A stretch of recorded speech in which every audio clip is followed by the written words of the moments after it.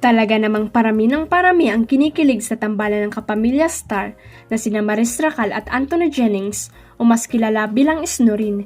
Nag-post kasi si Maris sa kanyang Instagram page ng mga black and white photos nila ni Anthony nakuha bago sila umattend ng Star Magical Prom 2024. Matatanda ang nitong March 14 ng gabi, nangyari ang isa sa mga inaabangang prom ng mga kapamilya stars at isa sa mga tambalang Snurin sa mga most awaited pair na dumalo sa naturang event.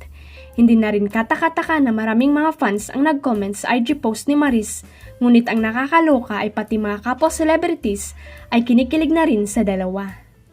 Maris Racal and Anthony Jennings walk the ivory carpet.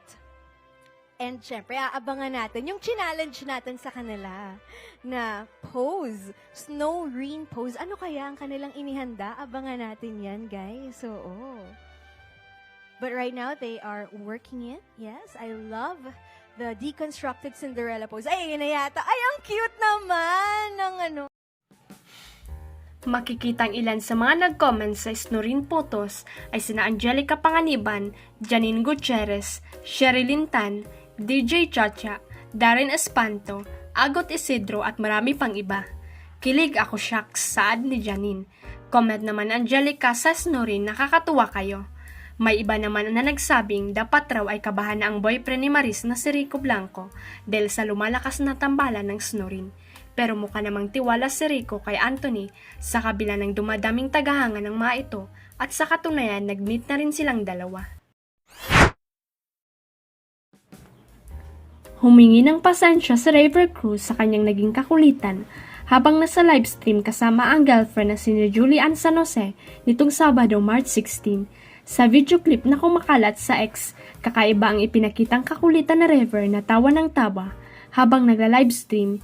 Kita rin sa video na hindi na komportable si Julian. Dahil dito inakusuhan ng ilang basher si River na mistulang lasing o sabog sa ikinilos nito. Sa mga na-offense sa kilos ko kanina sa livestream namin, sorry but I was just being myself, playful and happy talaga ako. Lalo na when I'm with my love. She knows that, she knows me, paliwanag ni River. I don't usually speak up pero ibang usapan ang akusasyon. Una, hindi ko kayang saktan si Jolly. My mom raised me right. Anya. Dagdag pa ng aktor, lagi niyang hinahawakan ang buhok ni Julian kahit pa sa iba nilang videos. Lahat naman na nakakilala sa akin, ganun talaga ako. Pero aaminin ko, and gusto ko na rin humingi ng pasensya sa mga medyo nainis kasi extra hyper talaga ako that day.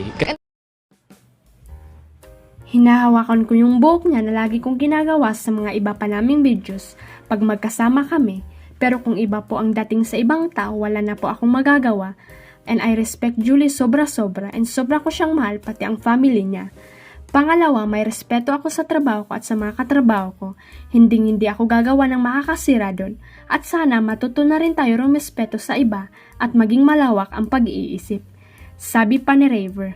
Ang dami ko iniisip tapos ay hindi pa maganda yung pakiramdam ko, tapos na-stress talaga ako para malinaw lang din sa lahat na wala pong ganong klaseng, wala pong ganon. Yeah. Tsaka para din sa yung mga nagmamahal sa Juliverse, so para at least klaro din. Huwag kalimutang i-click ang subscribe button at i-ring ang notification bell para sa latest at legit chika updates.